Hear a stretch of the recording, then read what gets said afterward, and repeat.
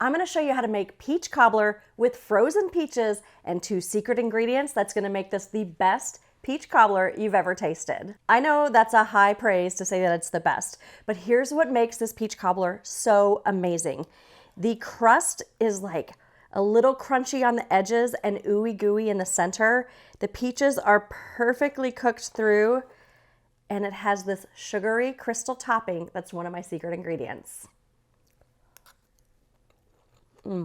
Let's start by talking about the peaches. There are basically 3 types of peaches that you can use when you make peach cobbler: frozen peaches, fresh peaches, or canned peaches. My favorite is frozen peaches, and I'm gonna tell you why. These are already peeled, they're already pitted, they're already sliced, and they are frozen at the peak freshness. So they taste pretty much as sweet as a fresh peach, but they're so much less work. So when I make peach cobbler, I almost always use frozen peaches, and I'm gonna show you that process. If you'd rather make cobbler with fresh peaches, you can do that too. The secret is that you have to score an X on the bottom of your peach, drop it in boiling water for like 30 seconds or so, and then drop it in an ice bath, and then you should be able to easily peel off the skin. Then you can slice it in half, give it a twist, remove that pit, and then slice it into peach slices. Once you're at that stage, you will basically do the same thing with either frozen peaches or with the fresh peaches. What that process is that you're going to put it in a bowl. For frozen peaches, I do like to let them thaw for about 30 minutes or so. Then you're going to add a 1/4 cup of white sugar, a 1/4 cup of brown sugar, and you're gonna let them macerate. What that means is that the sugars are actually going to break down the fruit and allow the juices to create a natural syrup. So if you're using canned peaches, look for the one that's already in a syrup, and that way you don't have to even do that whole process. The reason though that I don't like using canned peaches as much as frozen peaches is because canned peaches, while they do have syrup and they're still pretty sweet, they are a little bit mushier because they've just been sitting in that syrup for such a long period of time. And you can't control the sugars that are used in the syrup. It's most likely going to be corn syrup, whereas I like to use white sugar and brown sugar. So again, I go with the frozen peaches. Now, because these are frozen, we're gonna go ahead and let them thaw for about 30 minutes. One quick way to thaw your peaches is to actually just put them in the microwave for like 30 to 60 seconds until they're not as hard and rock solid as they were when you took them straight from the freezer.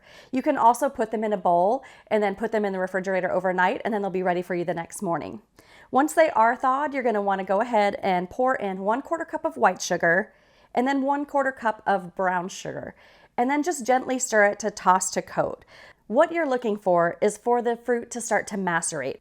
I like to use both white and dark brown sugar because I really love the flavor of dark brown sugar. It adds some more richness and caramel notes, and it just goes really well with the butter and kind of gives it that buttery caramel flavor. After about 10 minutes or so, you are going to start to see the juices start to kind of come out of the peaches and the sugars really start to melt. So this is where we're creating that natural syrup. I find that there's actually no need to cook these peaches on the stove, and I actually prefer this method because when you cook them on the stove, they're gonna just get a little bit mushier, and I like there to be a little bit of chew to my peaches in my peach cobbler. We're gonna let this go for about 5 more minutes. All right, let's make the cobbler. To me, this is the make or break it moment when it comes to a peach cobbler, and this is where the first secret ingredient comes in. I do not like peach cobbler that is like doughy and dense, almost like really biscuity instead of being like soft and ooey and gooey. I like my cobbler topping to be kind of chewy, a little bit crispy, and just like buttery, and just like kind of melts into it, but still has a little bit of texture. So that's where my secret ingredient is gonna help this out. So we're just gonna start with flour. I've got 1 cup all-purpose flour. I have not tried it with any flour substitutes. If you try it and it works for you, please let me know. I'd love to know. I've got some white sugar here, and I also like to mix in brown sugar because it just kind of helps with the caramelization, gives it a little bit more of a molasses flavor. Then we are adding baking powder. This is going to help the batter rise, along with a little bit of baking soda and some kosher salt. Now I like to mix together my dry ingredients just a little bit to get them incorporated. You might need to use the back of your spatula to kind of mash down that brown sugar and get it blended. Now this is pretty much what I use to make my biscuit dough. One of the main differences though is I add a lot of sugar in here. My biscuits just have like a teaspoon or a tablespoon of sugar depending on what type of mood I'm in. But other than that, this is the same ingredients. Now it's time for the first secret ingredient, and this is actually an ingredient that goes in my biscuits as well. The secret ingredient is full fat Greek yogurt. plain Greek yogurt. I always use Fage 5%.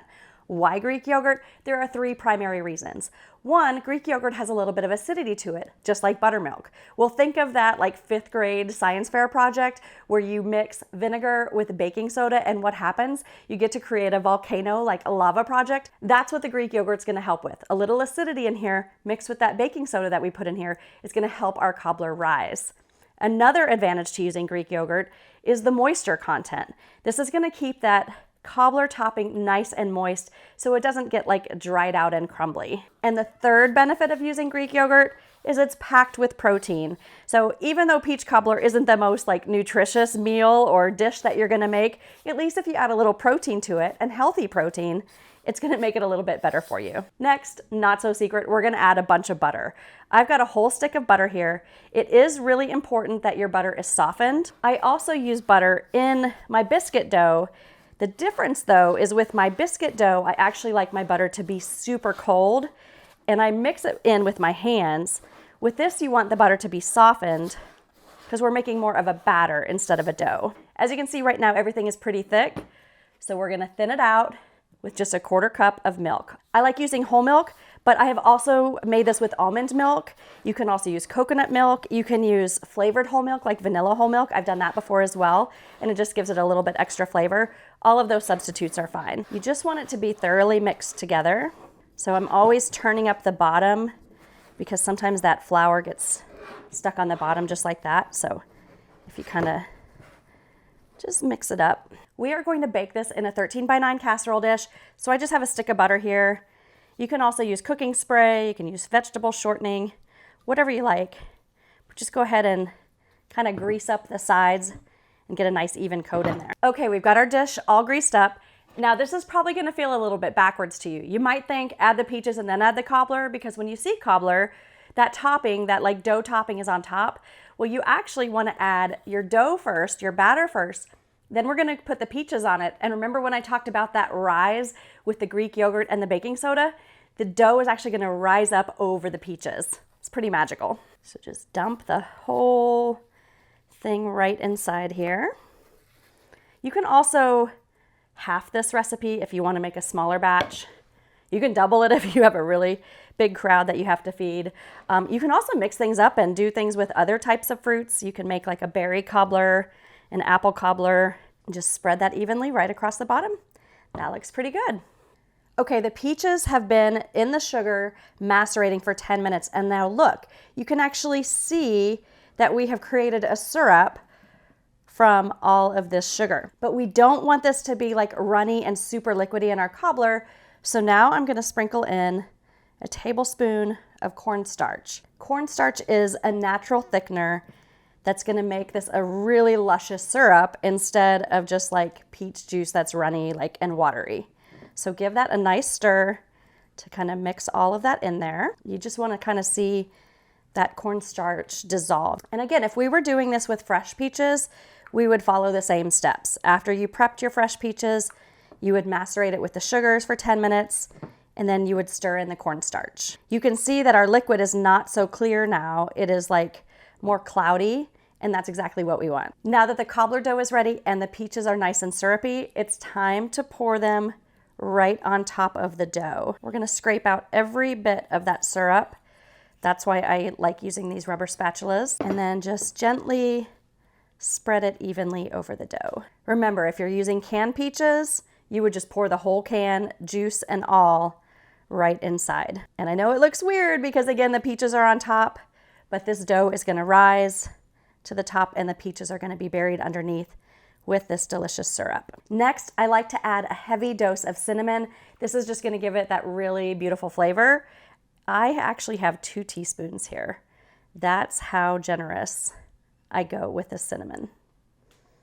Just kind of sprinkle it until it's really all brown on top. Now it's time to bake your cobbler. You've got a few different options. The main thing is you're gonna cook it at 350 degrees. You can cook it in an oven. It'll take about 50 to 60 minutes if you do that. 350 degree oven right there in the middle on the rack. Or you can smoke it, which you guys know is like my preference. If you wanna smoke it on a pellet grill, simply set it to 350 degrees. And for the wood pellets, I like using mild wood pellets like peach wood or apple wood or even pecan wood. If you want to cook it on the Ninja Flex flame, go ahead and set it to the roast bake setting to 350 degrees. It will cook a little bit faster on the Flex flame because that's got that convection heat, so it cooks up just a bit faster. If you want to cook it on any other grill, just set up an indirect heat zone, which means that it's not directly over the fire. You've got either a deflector or a diffuser plate or something blocking that direct heat, or you have it off to the side with your coals to the other side, and then just adjust your vents to 350, and then you can get smoking. We're gonna go take this out to the grill. After 30 minutes, you'll see that cobbler dough start to rise over the peaches, which means it's time for the final step. Okay, are you ready for the second secret ingredient? This is really, really what puts it over the top.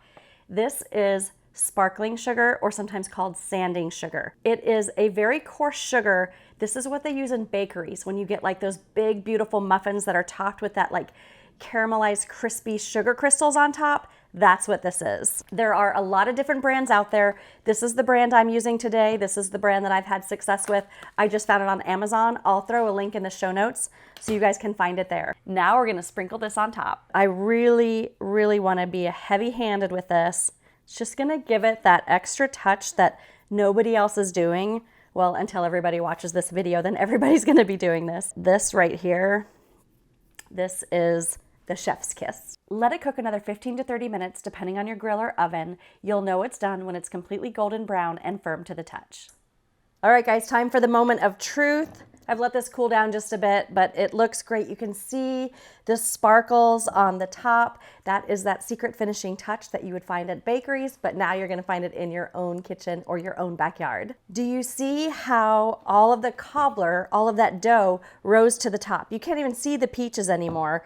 That all just elevated. That's thanks to that Greek yogurt and thanks to that baking soda. Now we're gonna dig in and get a big scoop. My favorite parts are right around the edges, just like a brownie where it's like nice and crispy, but still kind of soft and ooey gooey on this inner part. So we're gonna go into a corner first. Oh, I can just hear cracking through that crust. Nice. Look at this, you guys. So good. You can see the caramelized part of the peaches.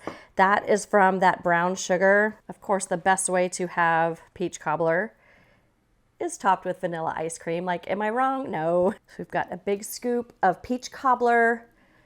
You've got this ooey gooey. You can hear the crunch on it. That's partially because of the sugar and just partially because of the way that I made this dough. This is kind of a mix of like a cake, like an ooey gooey cake and a cobbler all in one. You can just see how that topping is like not like dense, like sometimes when people put biscuit dough on it. No, instead it's like moist because of one of my secret ingredients, and then it's crunchy because of the second secret ingredient. So good.